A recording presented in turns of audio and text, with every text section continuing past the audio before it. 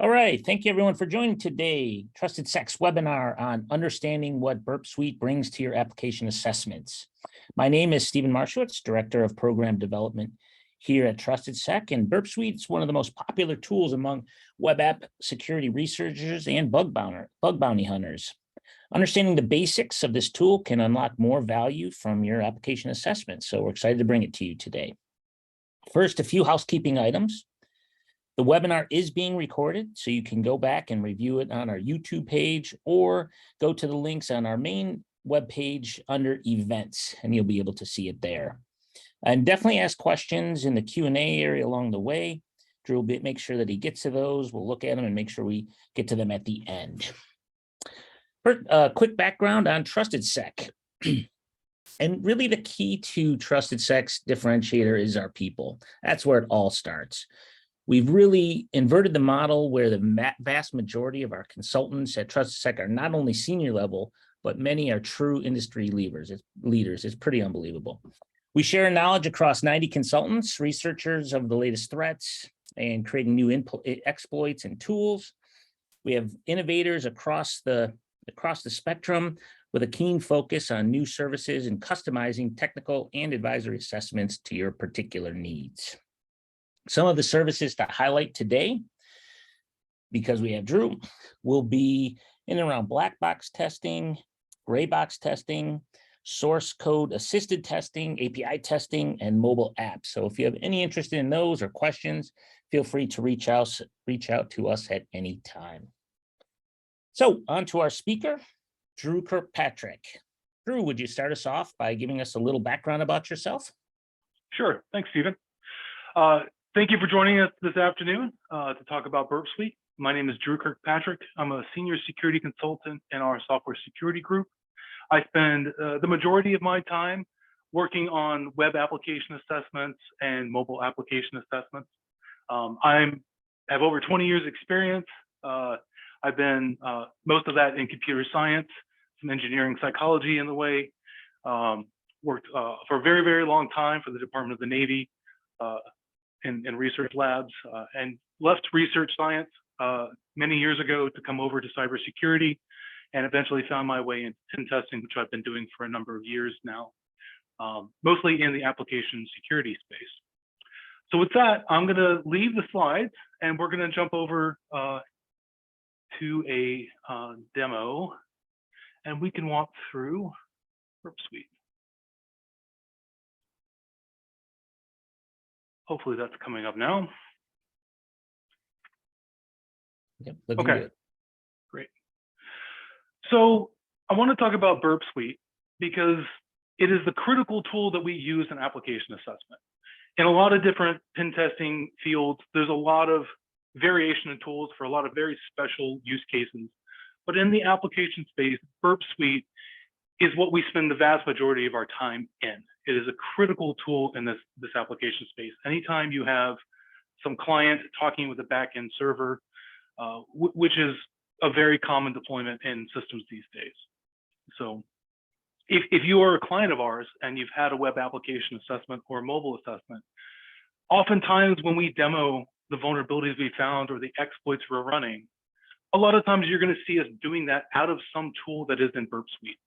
But very rarely do we actually walk through and show folks what this tool is and what it does. So while it's a very expansive tool, I want to kind of walk through the core functionality of Burp Suite because it is such an important tool in this space of security assessment, not only for pen testers like ourselves, but for folks in the dev team as well.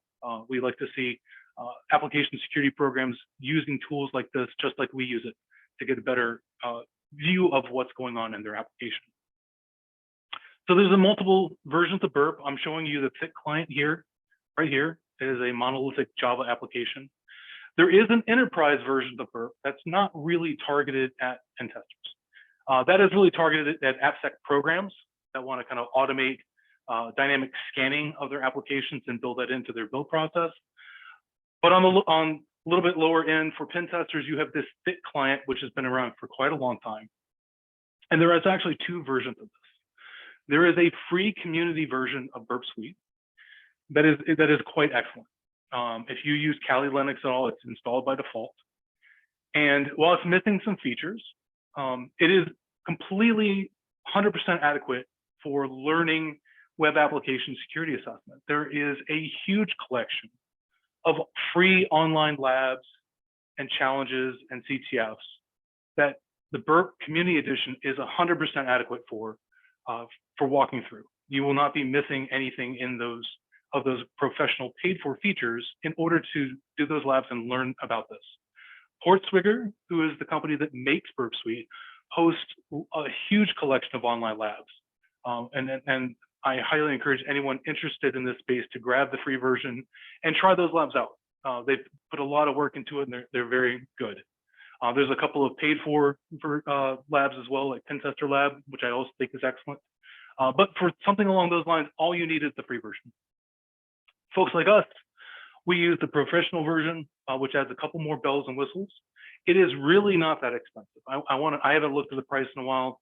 I think it's $400 or $500 a year per person, which for security assessment software is really quite reasonable. So kudos to Portswigger for keeping that price down. It has made this tool everywhere. It's a very common tool in security space. Some of the features that you would be missing in the free version is first of all, the ability to save a project file. In the free version, if you close Burp, you've lost all your history. So it's great for doing labs and CTF challenges, but it's not good for doing 1 to 4 week assessments where I really need to save that project state over time. I may need to reboot a VM or my host system, and you don't want to lose your history. So you lose the project state. As you build up a large project with a huge collection, a history of requests and responses between, say, a browser and the backend server you're assessing, you have the ability to search through all of those requests and responses. That's a very helpful feature to someone who does this for a living. You lose that feature in the free version as well. Not too devastating there since you can't save projects anyways. Burp Suite has a large collection of extensions, plugins you can add to it that can greatly increase the functionality. There's an endless library of extensions you can add. Some of those extensions require the professional version. So some of the best ones out there, based on what's available in the pro version, that extension may depend on that. So some of those extensions won't work on the free version. And one of the biggest missing pieces is the active scanner, right? So there is a vulnerability scanner in Burp Suite Pro that is missing for the community version. The scanner will actively send potentially malicious traffic at the server and look at the responses, trying to tell from the response if there's evidence of that vulnerability being there. The free version would not have that. That is a tool that you have to be very careful with anyways. And I think that's really the gist of it. The free version does have the fuzzer of Burp Suite, the fuzzing tool, which is called Intruder, although it is intentionally slowed down. So it's functional enough that you can learn to use the tool and use it in labs, but it would not be helpful to someone who's doing this professionally. So those are kind of the differences between the paid for and the free version. If you're just learning, the community edition is 100% fine. If you're doing bug bounties all the time or pen testing, you're probably going to want to pony up the $400 or $500 for the paid for version. I have absolutely no idea what the enterprise pricing is, and I probably don't want to know. There is a free open source alternative called OWASP Zap. Just like Burp, it is a giant monolithic Java application. It's feature to feature. They're pretty much on parity. They work the same way. At their core, they are both HTTP proxies, which we'll talk about. And then all the other tools in the suite are kind of built upon that functionality. Zap is great. Its workflow is a little bit clunkier, but there are times when we use it. Sometimes there's bugs in Burp or a very odd feature of a web application that Burp hasn't supported yet. WebSockets is a great example. Burp took a long time to support WebSockets properly in Burp. Zap had it, I think, 2 years before Burp. So sometimes when we see something odd, we have to use Zap, but most of the time we're in Burp Suite. So with that, let's start talking about Burp Suite. So we're looking at it here, and you'll see it's a very tab-heavy user interface. This is actually pretty slimmed down. I usually have many more tabs than this due to all the extensions that I've kind of fallen in love with over the years that I add in.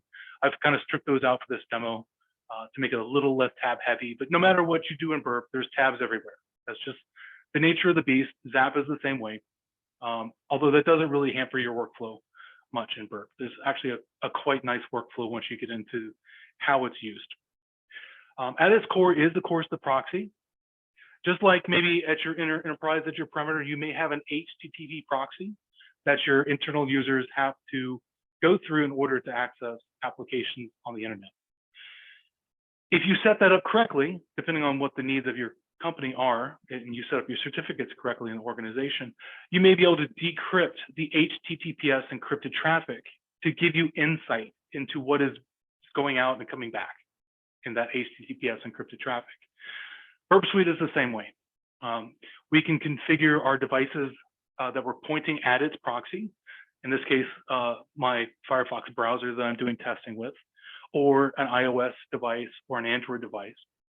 We can add that certificate to those devices so it's trusted, and then Burp Suite can decrypt that HTTPS traffic to give us insight into what is in the request going out from the client and what is in the response coming back from the server. And not only do we get to view it, one of the key tricks of Burp Suite is that we can then start to manipulate it and try to exploit some of that attack surface that we have once we have that encryption kind of cracked. So I'm going to go ahead, and this browser is already trusting the certificate of Burp Suite. I'm going to go ahead and configure it to use Burp, and we're going to go ahead and load up a site. We find the correct IP here.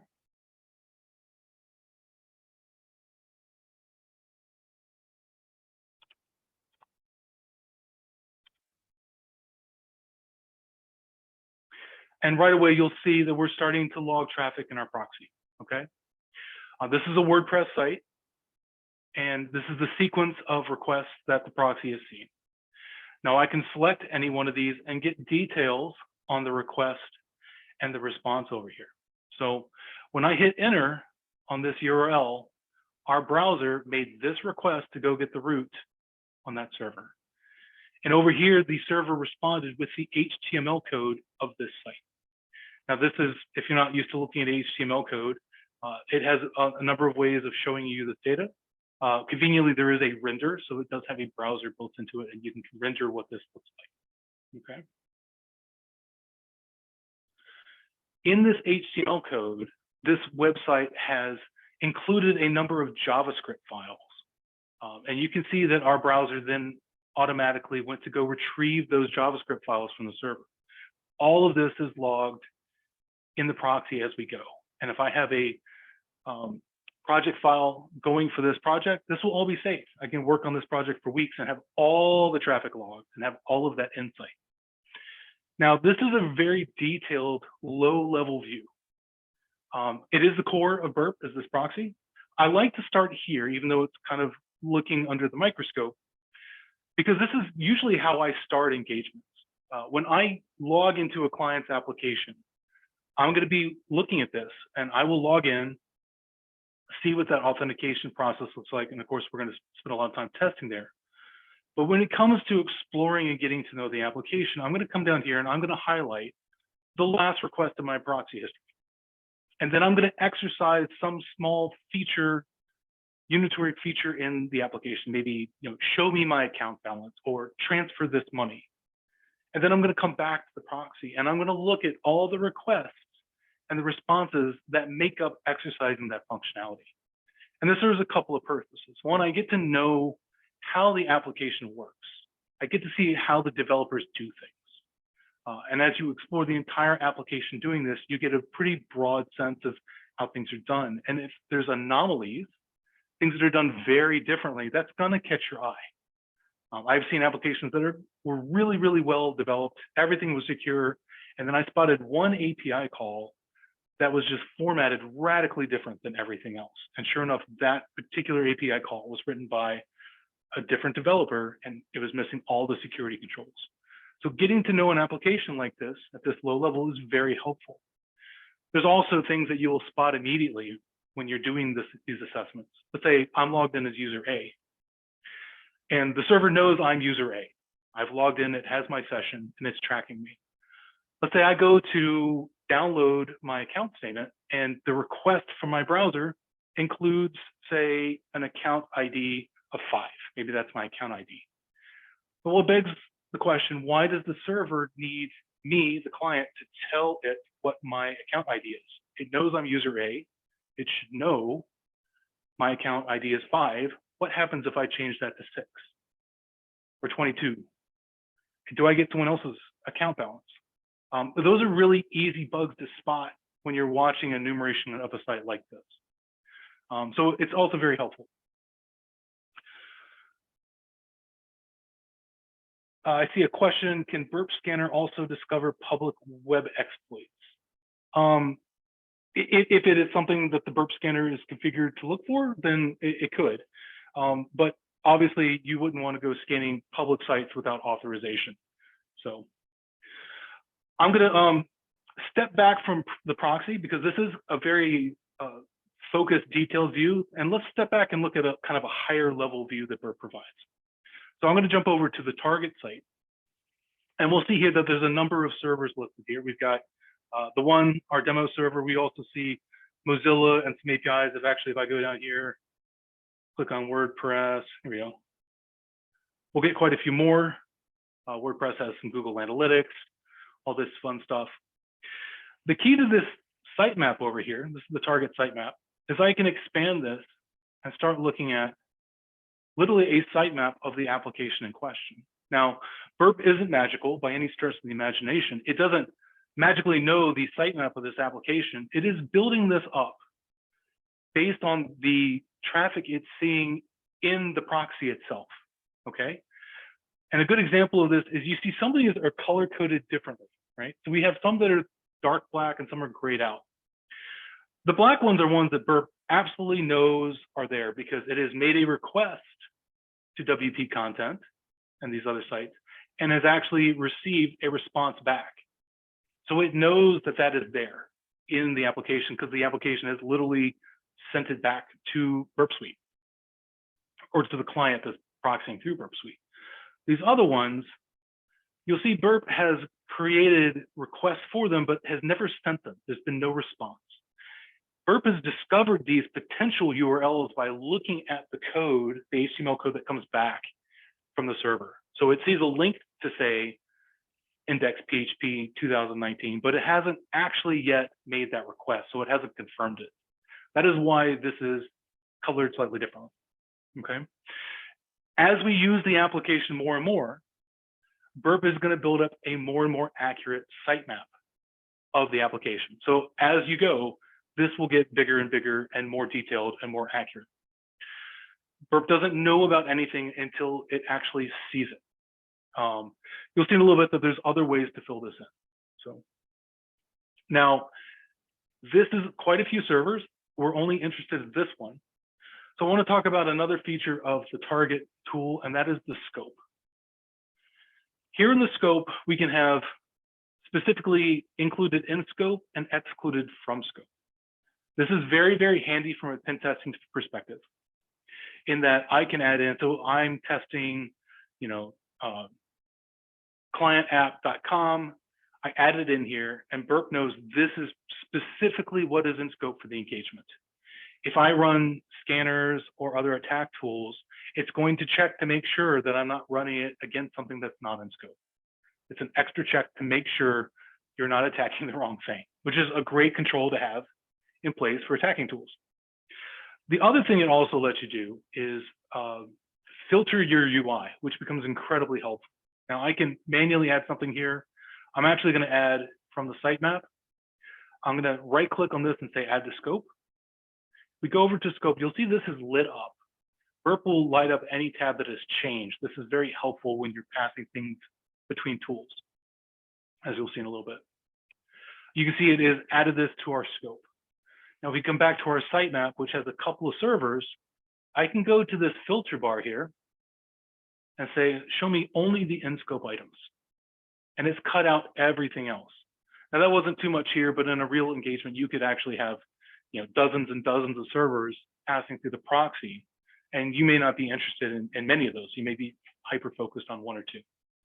This is also extremely helpful in the history. I have all sorts of traffic in here to WordPress, Stats WordPress, Google Analytics. I don't care about any of that. I want to filter on my end scope, and it'll cut out everything but the applications that I've put in my scope. Now, I usually don't do this upfront during an engagement. I often see that a client gives me a domain for their application, and it turns out the critical functionality of that application depends on other servers that they did not tell me about. If I cut this traffic out too early, I may not see that. So I like to let it log everything up front and just kind of deal with the mess initially until I'm very confident I have really identified all the servers I need to be keeping an eye on. And if it's something that's out of scope, we have to have a conversation with the client to make sure, is this really yours? Are we allowed to attack this? And we can adjust that scope to make sure that we are seeing everything and attacking everything we need to be attacking. But once you have confidence and you're in agreement with your client, you can lock that scope down and really hone in your view of these topics to what it is you want to focus on, and it makes it a lot easier. I do see some questions here, so give me a second.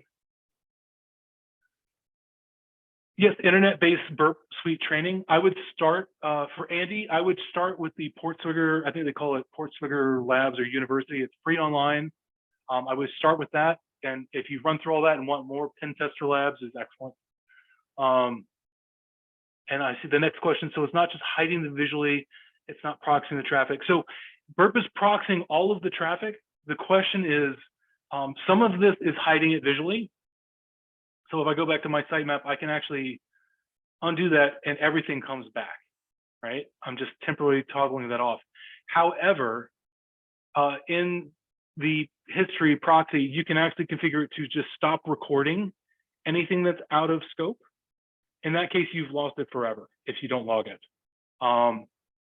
You can keep logging things and hide them, or you can just stop recording them. I tend to stop recording them completely so my project file stays smaller, and only do that once I'm really confident I know what that scope is. So, so it's a combination of the proxy can stop logging things. You'll see it right up here. Logging of out of scope is disabled. I can re-enable that, and you'll see that it didn't pop back up in my UI. To do that, I would have to do this. But by default, those are tied together, because usually once you're satisfied not looking at it anymore, you usually want to stop logging it, because that proxy history, the project file can get quite large. So going back to our target, there's one more piece of this. Over here is our issues. So Burp is going to identify potential issues with the application and highlight them here. Now, this is something I think is completely missing from the community version of Burp Suite. Now, we have not launched any active scans against this application yet. So it begs the question, how does Burp already have findings for this application, even though we've done nothing but just surf around the site a little bit? And that's because Burp also has a passive scanner, in that it's looking for vulnerabilities that it can identify without doing an active scan. And it does that based on the requests and the response that it sees that we're generating kind of just naturally through using the application. And that's going to be a very small subset of findings. But a good example of that is strict transport security is not enforced.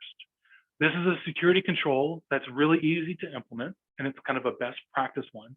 And you do that by adding a particular header in your server responses on all HTTPS pages. Burp simply has seen pages that don't have this header. So that's a pretty easy test to run. It's just missing something that should be there, and it raises it up as an issue. Another good example is vulnerable JavaScript libraries. You can see that it has detected an outdated jQuery mobile library. That is because when our browser requested that JavaScript code, in the response, the actual code of that library has its version number in the comments. Burp has a database of common JavaScript libraries that we see all over the place, and it knows which versions have vulnerabilities, and it just simply sees that version number in the library and raises a flag based on what it has in its database. So that's a pretty easy set of findings that it can generate without actually sending any malicious traffic. So with that, let's go start looking at the active scanner. Okay. I'm going to right click on this server and bring up the scan kind of configuration wizard. Now, the default here is crawl and audit. The audit is the active scanner where it's sending malicious traffic, but by default, it wants to do a crawl first. So as I mentioned earlier, this sitemap is not a complete sitemap of the application. It's what Burp knows about at this moment. If I launch the scanner right now against this, it's definitely not going to test all the application because it just doesn't know about all of it yet. It can only test what it knows about. So by default, the scan is going to add in some initial phases of enumeration where it's going to try to discover as much of the application as it can before it runs that audit where it sends malicious traffic. The first phase is the spider, the crawler. As we mentioned before, that we've got these kind of black endpoints that have confirmed we know Burp knows they exist because it's actually requested them and seen a response. It has these others where it's seen the link to it, but hasn't actually requested them yet. The spider, the crawler, is going to go ask for those URLs. It'll pull down the page, confirming that it's there or not. And if it gets a page back, it's going to search that HTML code for more links and then go request those and just spider out until it's found as much as it possibly can. There's other features of that. Some links now are dynamically generated with JavaScript. Burp has done a lot of work the past couple of years making that discovery better. And then there's one last phase it'll run, and it's forced browsing. Now, this crawler will work great if the functionality it's discovering is linked in the application. There's a lot of features in applications that may not be linked. An example would be an admin page. A typical user isn't going to need to access that. They don't need a link to the admin page, but the admin may know that they go to the application and they enter /admin. Burp can discover those because it has a large word list of common paths that it will just try to get. It didn't see a link to it, but it's just going to guess that it's there, see if it can go get something there, right? You know, you'd see things like /admin, /developer, /backup, /test, things along those lines.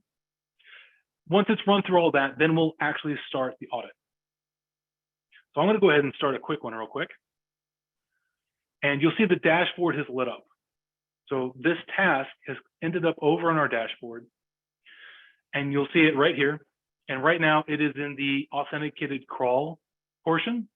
So it's just following all these little links, trying to find more content. You'll see we actually have 0 findings yet because it hasn't started any active scanning. It's still in that discovery phase. You see it's found 13 locations. This is the number of requests that it's made. If we go back to our sitemap, you'll see that this is starting to fill in. These are now black. It's because it started with those links, and now it's parsing any links it found in that code. So it is building up this sitemap as it goes, okay? That's going to take it a little bit. While we're waiting for that to go a little bit further, now to start this scan, I right-clicked on the server and chose scan. In practice, we are often not doing active scans against such a broad swath of the application. This is a demo site that I can revert endlessly, so I can be as aggressive as I want with this. We are often testing production applications where we're not going to just throw some automated tool at your entire application. These active scans can send a lot of malicious traffic, especially at inputs. And if you've ever seen what happens to an application's database that will accept user inputs and save in the database, we can completely fill it with garbage. It may look like garbage, it's potential payloads that Burp is hoping to elicit some response from the server with. So this is not something you want to unleash wildly at any application. We will often use this in much more tailored forms against a production application. For example, I could go to the login site, right? I could right click on this and do active scan and Burp would only scan the WP-login PHP. Now that might be a safer thing to scan. Or maybe I've got a search page that doesn't submit any data into the database, but just retrieves data. That's safer to do an active scan against because it's not committing any changes to the database. I'm just retrieving something. That's a little bit safer. One other thing you might notice that these issues, it's going to filter these issues based on what I've selected. So this is a tree graph, right? If I select this, it's this and everything below it. So these are the issues that Burp has identified with this branch. But if I come up here, you'll see that it's a lot more because it's included everything that's underneath this, okay? If we go back to our dashboard, we see that it is actually started the active audit, okay? It has finished its enumeration phase, and we have a couple of findings starting to pile up. These are informational findings. These are lows, mediums, and highs, okay? It has identified one high finding. I'm gonna go ahead and stop it now. We're gonna dig in a little bit more detail on this issues activity. You can do this here, or you can do this in the target map. It doesn't really matter. Same UI. So Burp here has identified a high severity vulnerability and is pretty certain. And any finding that comes through in Burp has to be verified. It is false positive friendly. These are findings that will have gobs of these for every assessment. Very few of these end up in a report. A lot of times they're false positives, or they just may not matter in the context of a client's application. Before I dive in, I see a couple more questions. Mr. Cohen, noisy. A crawl would be incredibly noisy. Every site is going to be, every page is going to get a request. Probably a little bit easier to spot. That's a lot of traffic. An easier to spot would be the brute force, where it's just guessing paths because your logs would be filling up with 404s. The page wouldn't be found, and there would be a huge number of those. But this is a lot of traffic and a lot more traffic than a typical user would generate. So it should be pretty easy to spot in the logs based on just the amount of traffic. And I'm just looking at the next question. When you perform an active scan against sites in the real world, do you see a lot of IPS systems blocking you? We do. If you're gonna go crazy with a scanner, a lot of WAFs will block you. That's why a lot of our testing is very manual in nature, because that's gonna fly under the radar. Often we recommend testing. It's obviously completely up to our clients. We recommend kind of, if they're using a web application firewall, to set us up with a configuration where some of our source IPs are on the allow list to bypass the WAF, and then some of them are not. So, and then we do the testing by bypassing the WAF. Gives you a better assessment of the actual security posture of the application. And then if we find something significant, we can reroute through an IP that is not on the allow list and see if the WAF is already mitigating the vulnerability. I think that's a safer way of going about it, because even if your WAF is blocking it, that's not a proper remediation, because WAFs can and do get bypassed quite often, usually taking a little bit more time than we have in a typical engagement.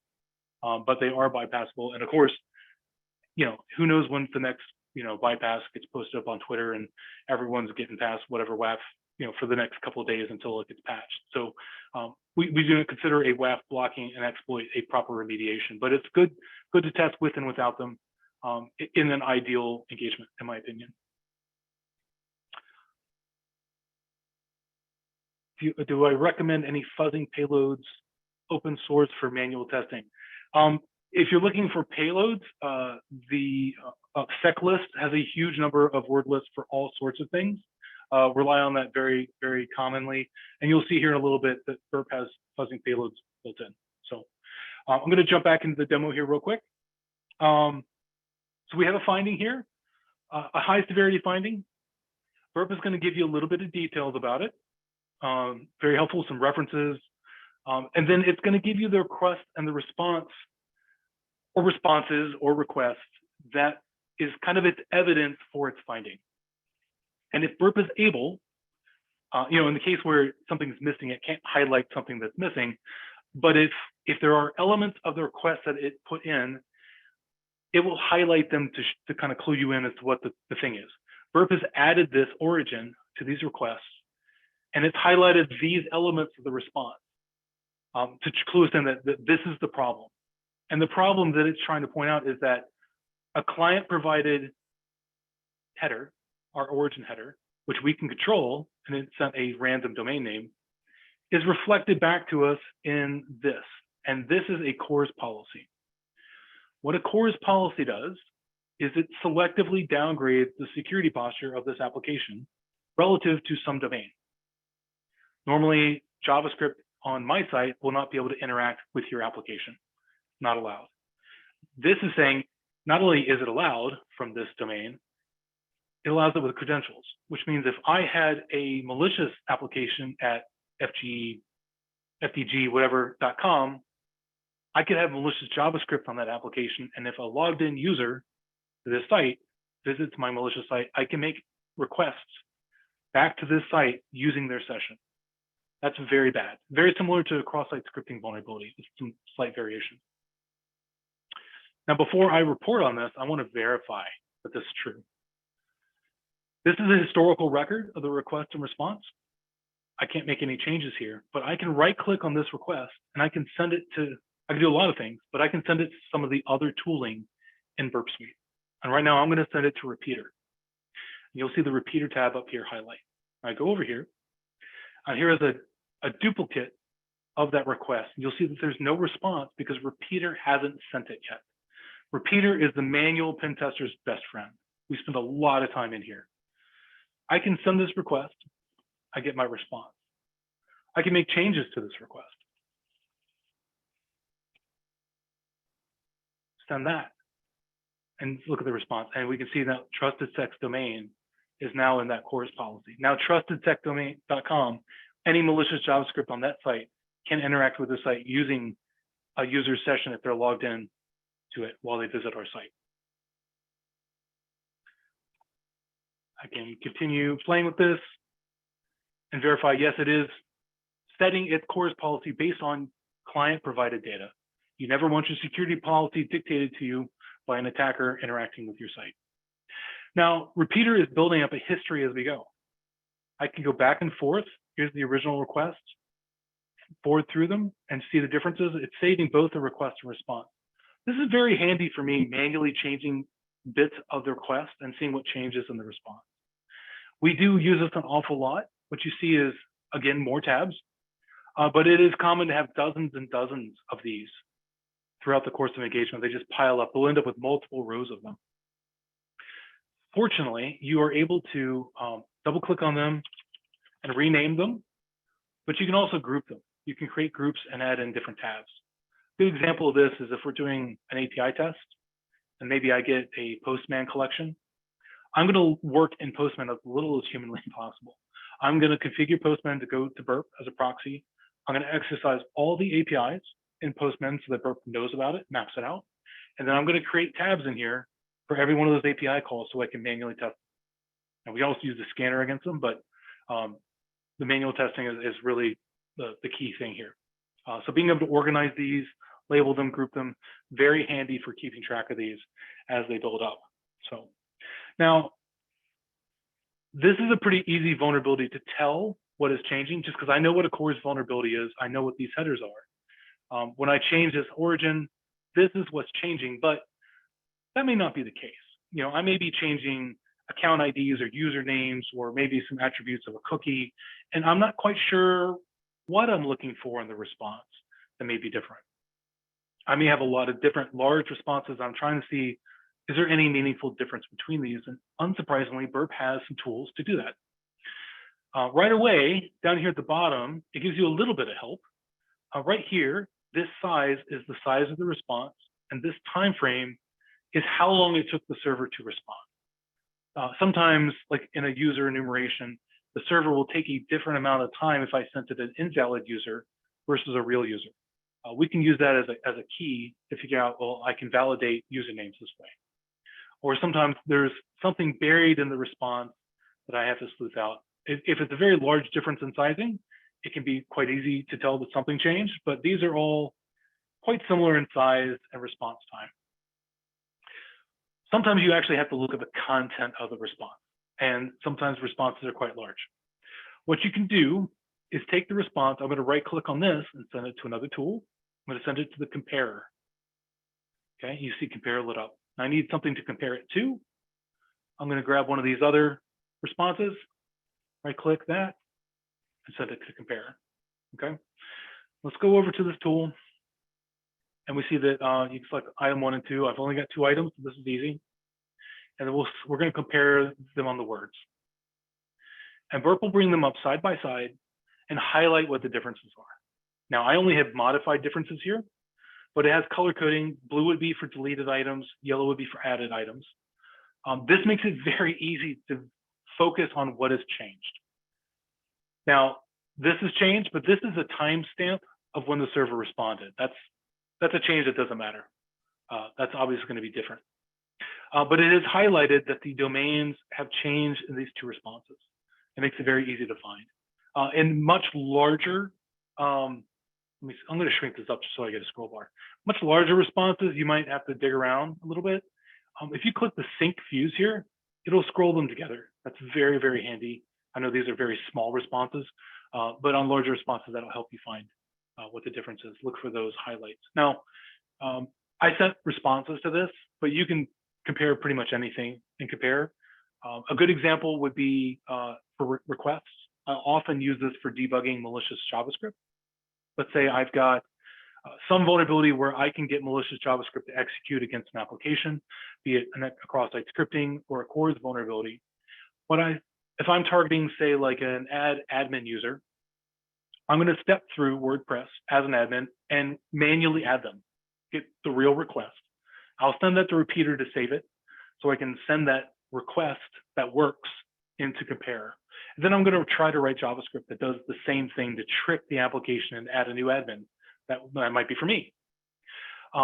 Usually that code doesn't work the first 1 to 10 times, and I have to debug it and figure out why. If I have my setup such that my malicious requests from my JavaScript are also proxied through Burp, then I can send that request also over to compare, and I can use the compare tool to kind of debug and figure out why that code isn't working. Something's going to be off, and I write some more code to try to make those requests closer and closer until finally the server buys it, and I've got a working proof of concept. So compare is a great tool, very, very useful.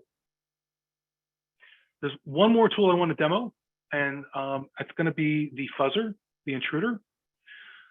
So I'm going to go over here back to our site. Oh, I see one more question popped up. Why the preference for Burp versus Postman when working with APIs? Burp has a huge collection of tools that Postman doesn't provide.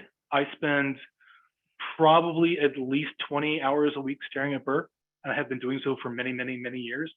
I am very familiar with Burp and all of its tools and intricacies and what I can do with it. Postman, I've obviously spent a lot of time with, but there's no benefit to me in using Postman over using Burp once I get it out of Postman and into Burp. And also, Postman isn't the only way we get APIs documented to us. Sometimes we get spreadsheets. Sometimes we get Swagger files. It gives me a nice, consistent tooling. I just have to basically do the conversion to get it into Burp Suite. And then I've got my kind of singular window into the world of how I interact with servers maliciously. So not to knock Postman, but Postman is not designed for pen testing. Postman is designed for developers. And we're trying to do developer-like things with a malicious twist. So I'm going to go over here to our login. I'm going to try to log in. Now, that didn't work. I actually don't know the password here.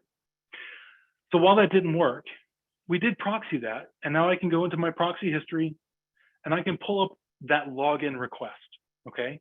We are going to fuzz attack this with Intruder by guessing different passwords.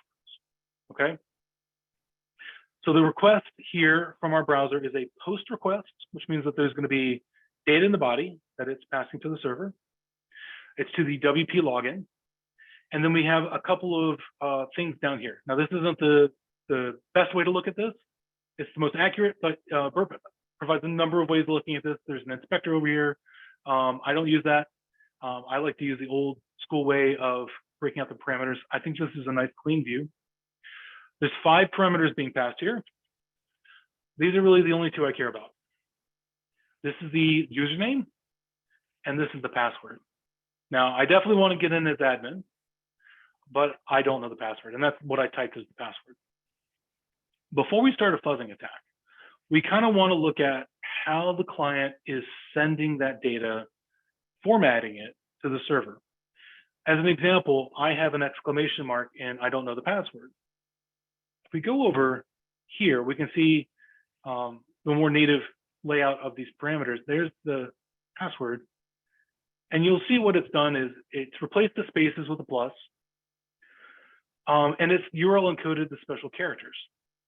For example, the exclamation mark is %21, which is the URL code for exclamation mark, instead of sending an actual exclamation mark.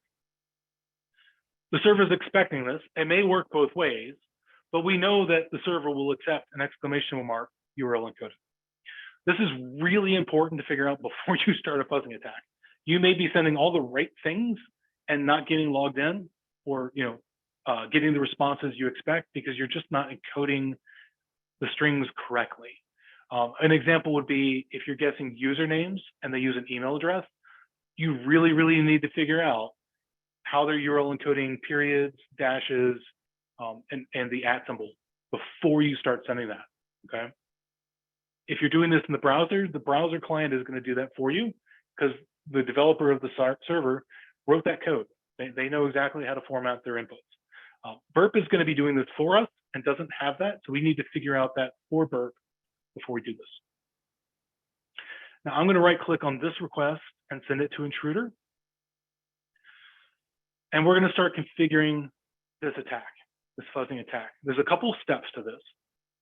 At the core of it, we're going to identify positions in the request that we're going to change things out. I like to think of these as variables.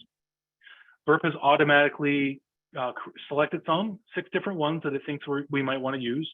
I'm just going to clear these out. I'm only going to fuzz the password. I want to log in as admin, so I'm not going to change the username, change anything else. I'm just going to change out passwords. I'll highlight that and hit add.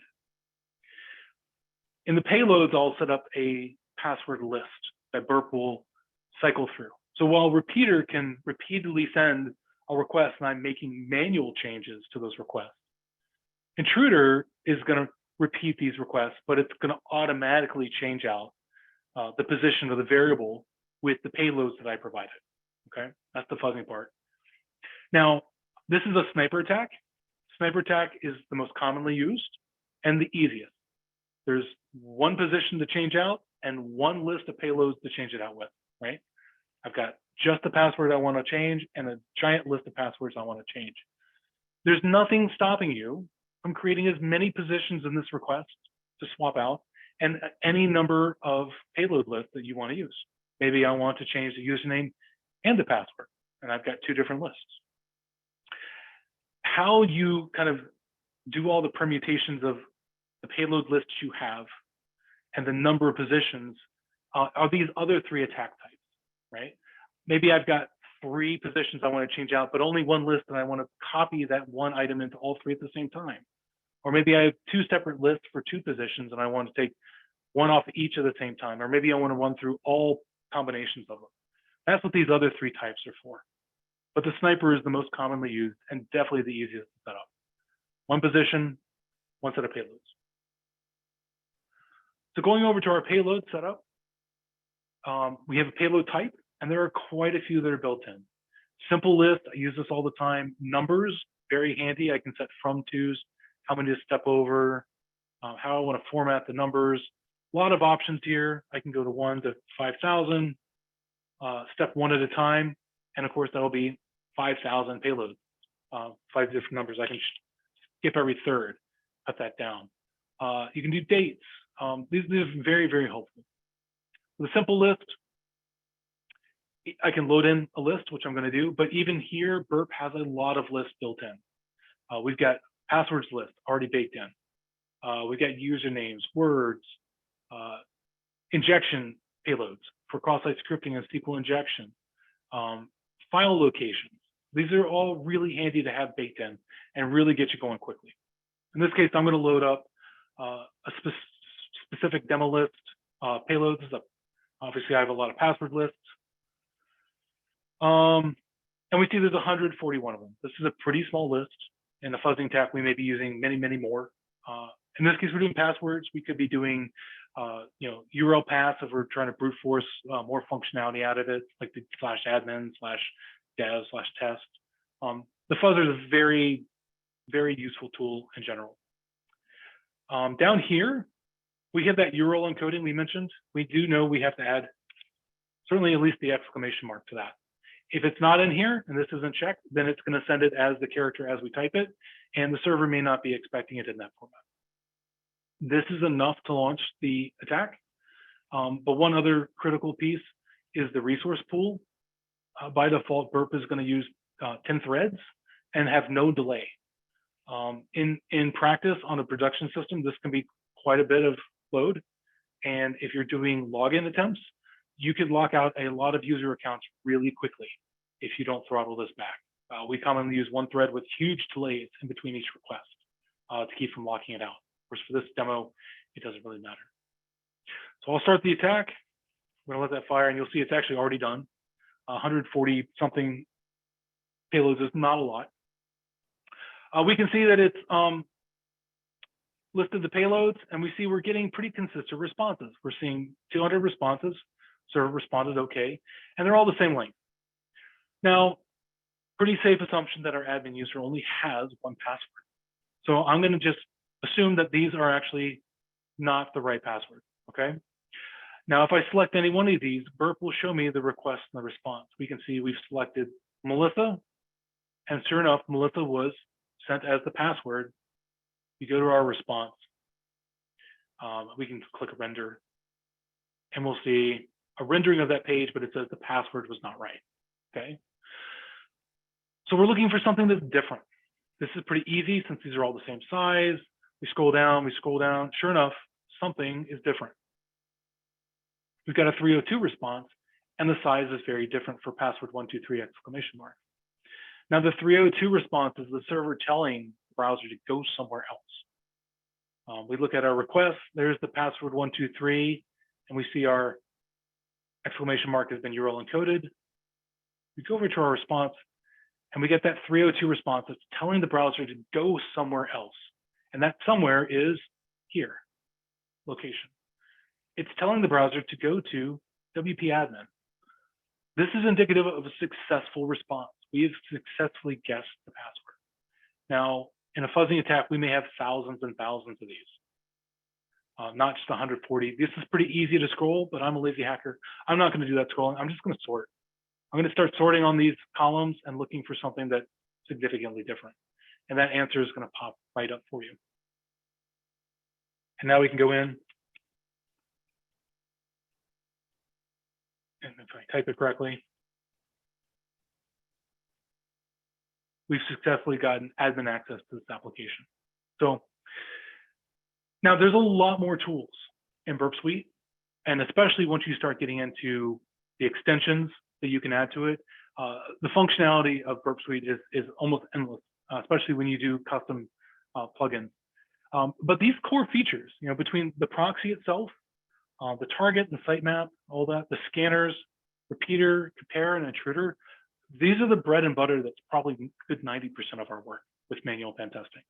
You can take away all the other stuff, and I can guarantee you with just these handful of core tools in Burp Suite, we're going to be able to do our assessment. This is where we spend most of our time. So if you're in a demo with us and we're doing, showing you exploits, we're launching it at a repeater, hopefully you have a little bit better idea of what that is, how we got there, and how we used it. But with that, I think if I can figure out, I'm going to jump. I'll leave this up in case anyone has any questions that needs the VM. But I'm going to open it up to any questions. I've got the chat and the Q&A up. So if anyone has further questions, throw them out my way.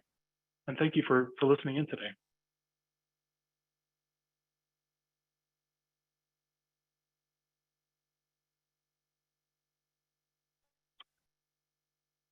I don't think we have any more questions. I will flip back to the slide deck for you, Stephen.